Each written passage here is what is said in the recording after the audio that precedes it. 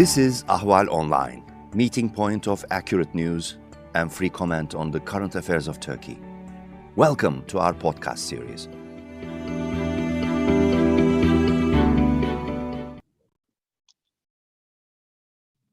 Hello and welcome to Hot Pursuit, part of Ahval's video and YouTube series. Today, we are going to speak about Turkish politics once more, and particularly about the state of health and politics of Recep Tayyip Erdoğan, President of Turkey.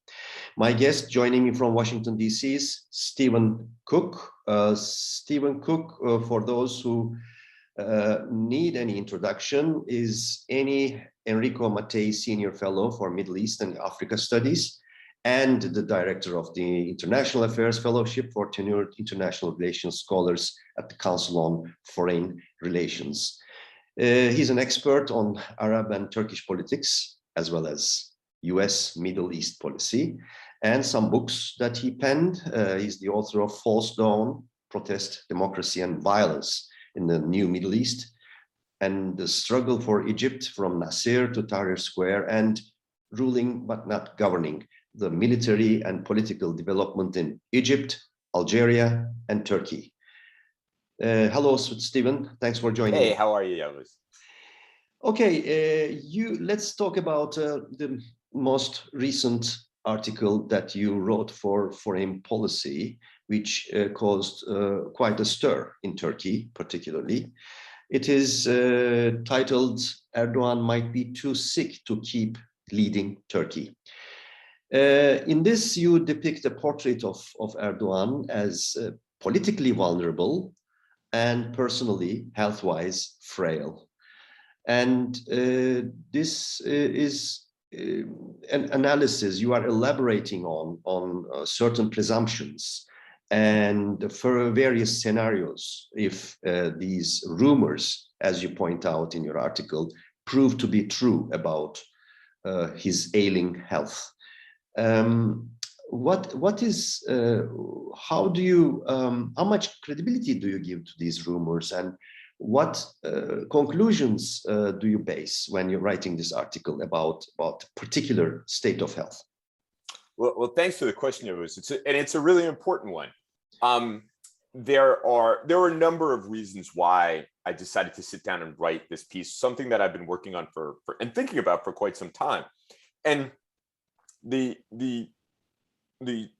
germination of the piece and my thinking about this goes back to July, when President Erdogan appeared on CNN Turk in an Eid greeting, Kurban Bayram greeting to AKP supporters and members, and he faded out during his address and slurred his words. That was rather extraordinary. And then I saw other videos of the president having a hard time walking, needing the help of his wife or an aide, just looking gaunt. And of course, in other videos, he looks quite good. You know, there was the famous one where recently the little boy cut the ribbon when President Erdogan was supposed to cut the ribbon. He looked absolutely fine when he was on the American television program Face the Nation a number of weeks ago when he was attending the UN General Assembly meeting. He looked fine. I mean, he looked gaunt. In the past, he's had much more of a commanding presence. I remember being in the room with him any number of times, and he is a fit and vigorous person. He didn't look that way. And alongside the videos of him struggling, I had heard rumors from various contacts and friends in and outside of Turkey about what may be happening inside the presidential palace and how it may be that they're trying to hide the deterioration of the president's health. I'm not there. I don't know. I only see what I see on the video. I know that I have friends who are trustworthy who tell me these things, but they themselves aren't necessarily close to power. But I thought as you also write, you write, of course, these rumors are most often repeated by people outside Turkey or more than a few steps removed from president's inner circle. That's correct. So the allegations of Erdogan's, as you write, coming demise might just be idle chatter, yet that's the right. basis of it may just be rumor, but here's the point. Here was the point of the article. Erdogan is now 67 years old. He's been in power for 18 years. At times, he hasn't looked well. So let's play out a thought experiment. What would happen if he were to die or become incapacitated and unable to run for president in 2023? What are the scenarios that might come about? I think that's a reasonable thing. And actually, I was writing this article not thinking about Turks so much as I was thinking about my friends in the US government who would have to manage the situation. You know, so the question is, would Turkey kind of smoothly go into like free and fair elections and we would just move on and the Erdogan era would be over, or would there be some sort of tumult and political instability? I was thinking about my friends in what we call the interagency process and what the kinds of issues that they may face if that happens. Indeed, your article may not have come as a surprise to main political opposition circles in Turkey, because already there have been numerous articles in Turkish media, especially on the sort of opposition side, pointing out these sort of stutterings and body language that is confusing, causing a lot of question marks, etc. So this is nothing new. And indeed, also behind closed doors, and our sources from within the opposition talk about this. It seems, although it's not, it's not expressed outright by opposition lead figures, what seems to have emboldened the Turkish opposition lately for pushing together or getting together more and closer, and also playing bolder political games might have to do with this, because there might be some speculation within the opposition blocs about his allegedly deteriorating health, so that there can be suddenly a snapball situation, etc. So this is nothing new, no surprise to a lot of opposition circles, I should say. So then you continue, what if Erdogan is ill?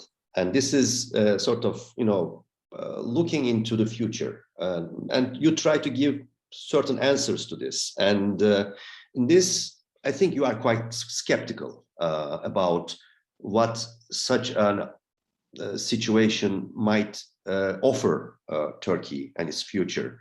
Can you elaborate on that? What if he is ill? First of all, there can be some sort of positive scenario, but there can also be what you call strongman scenario in this juncture, very critical juncture of Turkey. Right, and once again, the goal in here is to prod people to think about things, and that there should be a range of possibilities in the minds of people.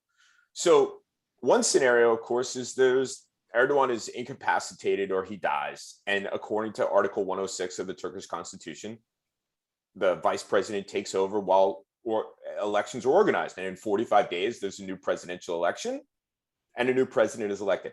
And some of the leading candidates, people we know, people have been speculated about.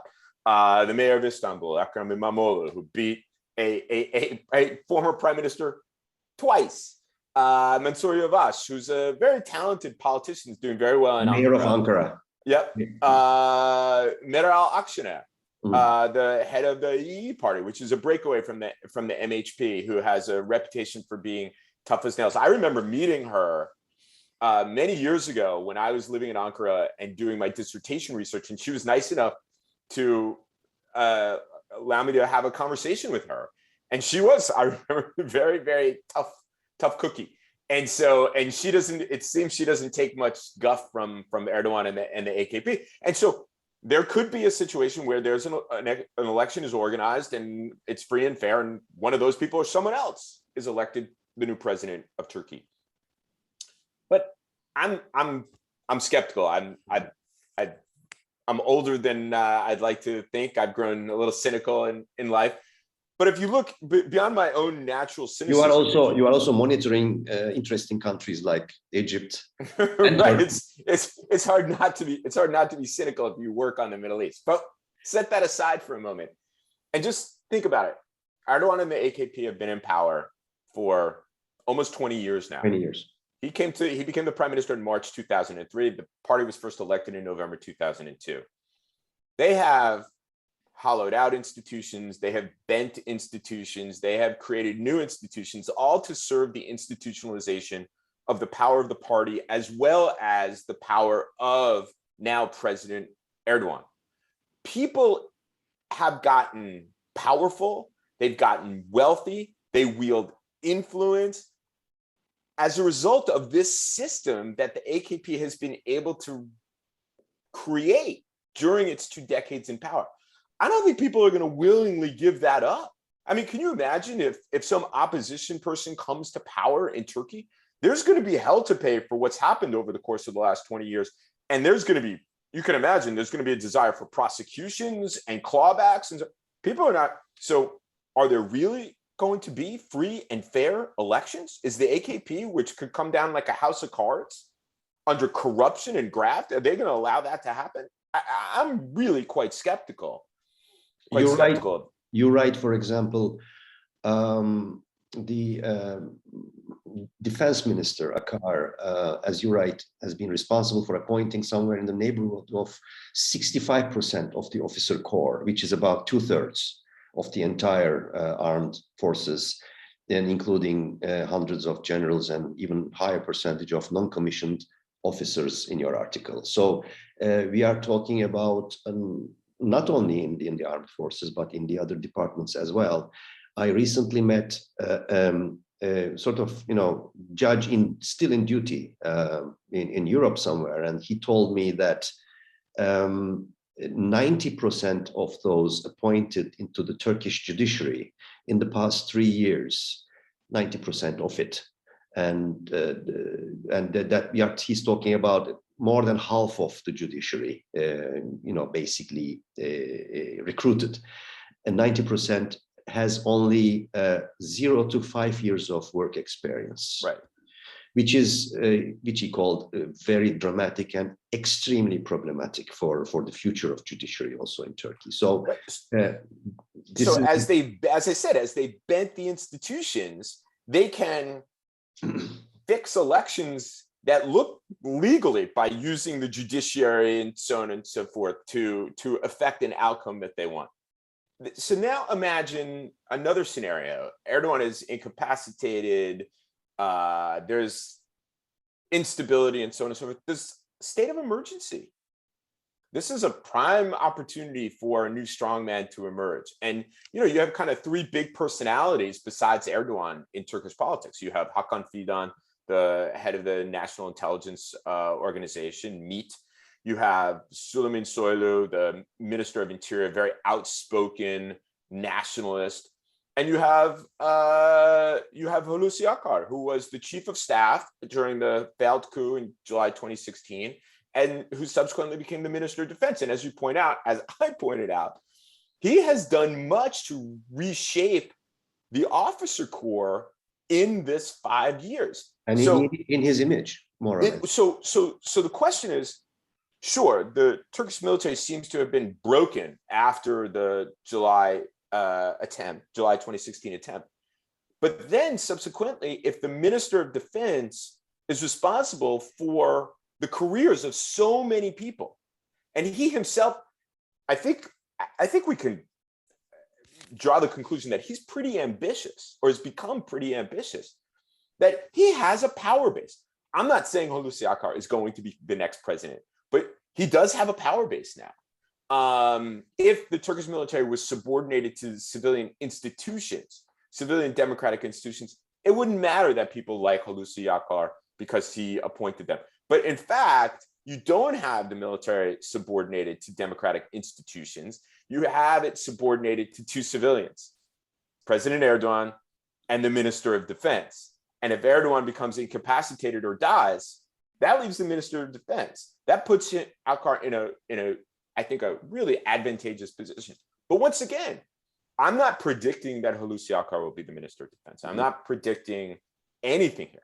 I'm playing a thought experiment. I'm playing a thought experiment to push people, particularly American officials, to think about a range of possibilities that might happen in Turkey. And it's not something that we should push off and think about.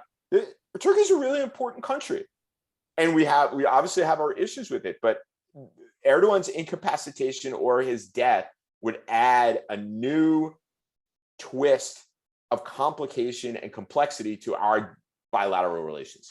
A couple of interesting developments in the context of what you're talking about is maybe important to add and maybe get your views about here is that when or after his return in deep disappointment of not having been able to meet President Biden in the US, Erdogan was not only expressing disappointment, but also quite harsh, even harsher than ever before against Biden administration, the USA in general.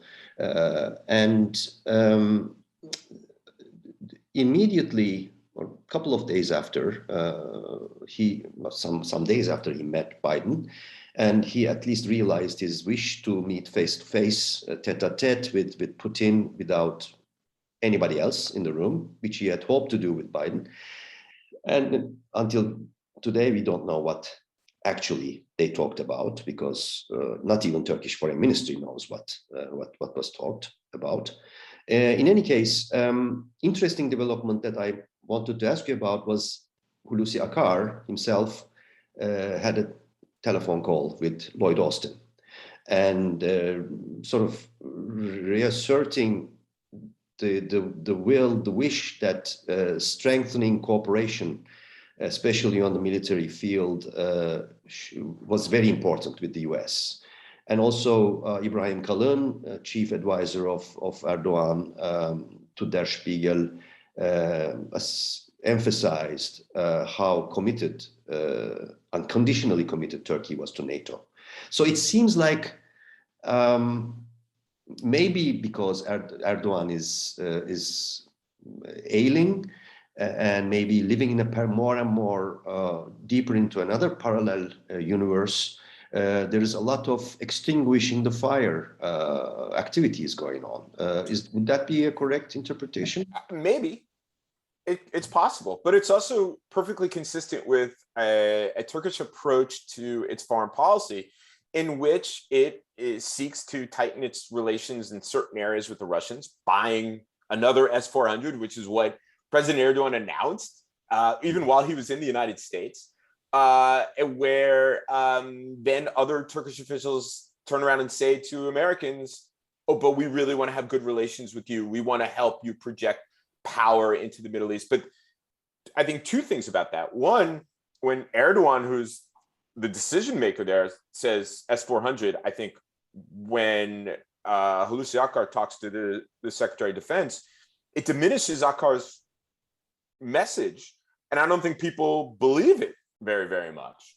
I think that these are just words that are being spoken that have very, very little meaning at this point, what Ibrahim Kalın says or what Hulusi Akar says about the United States, given the fact that Erdogan went off to Sochi. They talked about S-400. They talked about a number of other things. And President Erdogan was quite harsh about the United States. The second piece, so the first piece is that it's not really credible what Akar is saying to Lloyd Austin in this circumstance. Mm-hmm. The second piece of it is that the Turkish requirement for it to partner with the United States is for the United States to accept Turkey's views of what the problems are and the solutions to those problems are in the Middle East. There's no evidence that the United States and Turkey have that kind of confluence in what exactly the problems are and what the solutions to those problems are.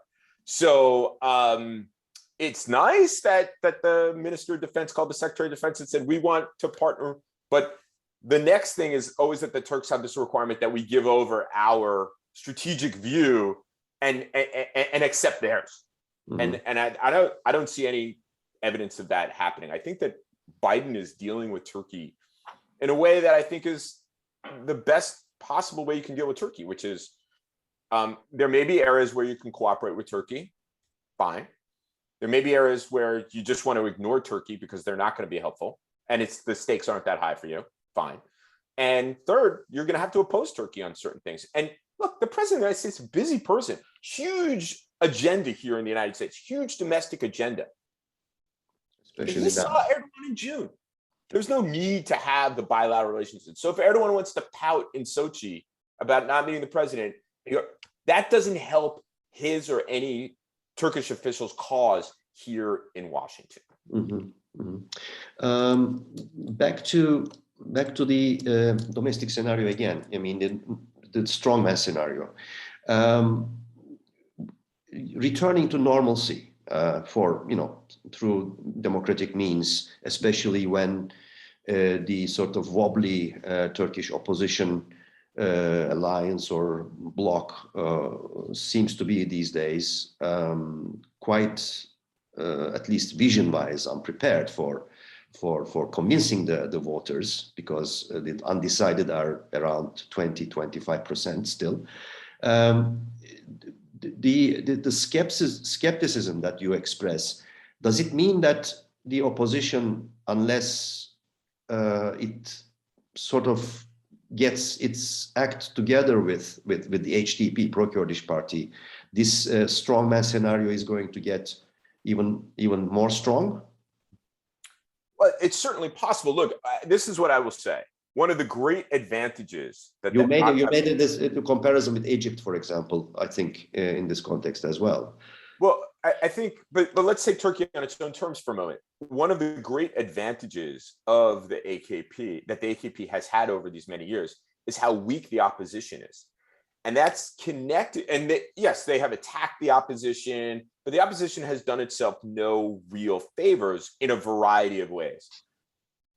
If you ask Kemal Kılıçdaroğlu what his positive vision for Turkey's future is, you will get a half-an-hour rant about what's wrong with the AKP and President Erdogan, not what the CHP's views are about how they are going to take Turkey and advance Turkey, repair its politics, make it prosperous once again.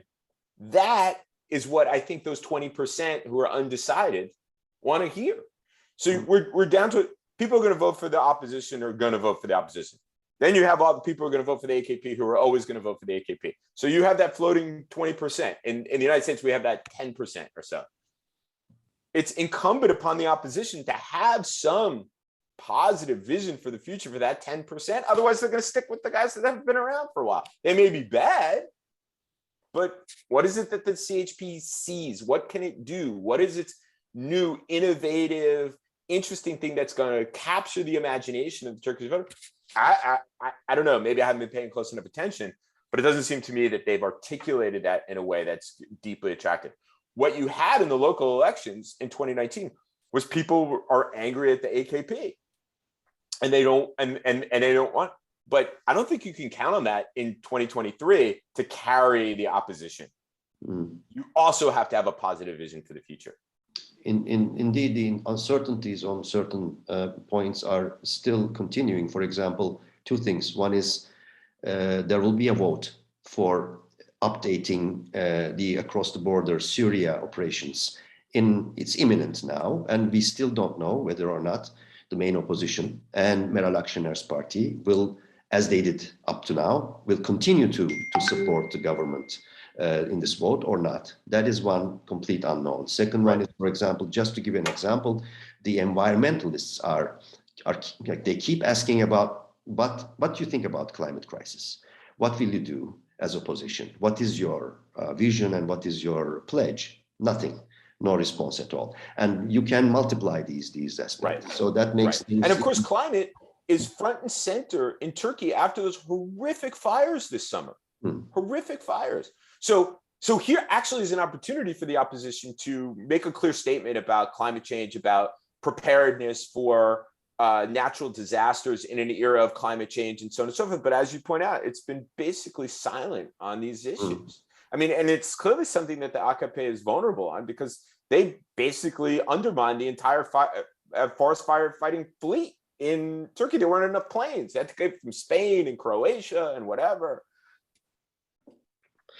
My last question, Stephen, is those outsiders, let's say, quote unquote, talking, giving their views, sharing their opinions, however speculative they may be, they usually automatically take the risk of being attacked. And this article of yours, which we talked about, as was again a reason, pretext for attacking you in person, personalized. It's ad hominem attacks, and they have been continuing for some days now. Especially those writing about Turkey from the US is giving sort of extra ingredients to these to the content of these attacks. What do you have to say about them? Well, look, I don't, at this point, I don't really take these things seriously or personally, unless they are, personal threats against me, which I actually have had in the past. To the point where the organization I work for, the Council on Foreign Relations, has had to increase security around our buildings and do security briefings and things like that. But what I think is sad as an observer of Turkey, and must be, I think, even more difficult for folks like yourself, is that many of the people who are attacking me are actually people who are employed as journalists in Turkey, and it gives you a sense of the kind of cult of personality in Turkey. This article got posted, I tweeted it, and within a few hours, people from Daily Sabah are attacking me and suggesting that I'm wishing the president to be dead, and that I'm of course I'm FETO and CIA. I'm a student of Henry Barkey, my dear friend, who's the head of the CIA. No one knew that, and kind of really what, rather than saying and taking the article for what it is and say, okay, there are these rumors. They can dismiss the rumors. I don't know. I say there are rumors. Here's what I see. My eyes don't lie. Here are the videos. And along with it are the rumors. And even I dismiss the rumors. I say, let's say they're just rumors. We can't make a judgment. But it would seem to me that any journalist worth their salt, any analyst worth their salt would say, hey, that is actually an interesting thought experiment. What might happen after Erdogan is either incapacitated or dies? Now, a perfectly legitimate response is, Stephen, appreciate the effort at the thought experiment, but what you don't understand is that actually Turkey is going to have a normal election and the next person will. That's a legitimate response. But to say that it's FETO and that there's some sort of conspiracy theory and to attack me personally is a tell that the people who call themselves journalists and editors in Turkey these days from these types of publications are really just political activists and members who advance a personality cult, rather than being genuine journalists who want to dig down and inform the public and find out what's really happening in their own country. They are part of what Gramscians would say is outer perimeter of the regime's defense. Mm-hmm. And that's a big change. I mean, there have been problems with Turkish journalism before, but I do remember a time when there were journalists worth their salt who would dig deep and try to get the real story here rather than dismiss it. And it's a mockery. It's a mockery of journalism for folks like, whoever, I don't even know their names, from, Daily Sabah and all these other outlets that are just tribunes for the AKPs. It doesn't have effect. I laugh at it. They're tweeting at me videos of Erdogan playing basketball. I'm a basketball fan, but I've been again, he may be able to dunk on Enes Kanter, but he's not going to live forever. So let's play out this thought experiment. And again, I mean, I think I probably mentioned to you, this is an article before. This was an article directed at my friends, given the experiences that we had during the Arab uprisings, where no one ever thought Hosni Mubarak would get overthrown. And we thought he would die and Gamal Mubarak or his intelligence chief would take over. None of that happened. So this was an effort to get people to think about these things. I hope I did. Stephen Cook, a senior fellow with the Council on Foreign Relations, CFR, and an expert on Arab and Turkish politics. Thank you for joining us. Great to see you. Pleasure to be with you, Yavuz.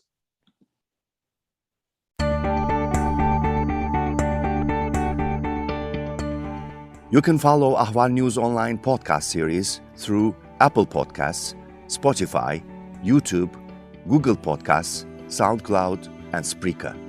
All you need to know about Turkey is here, for your ears, mind, and attention. Thank you for listening to our podcast.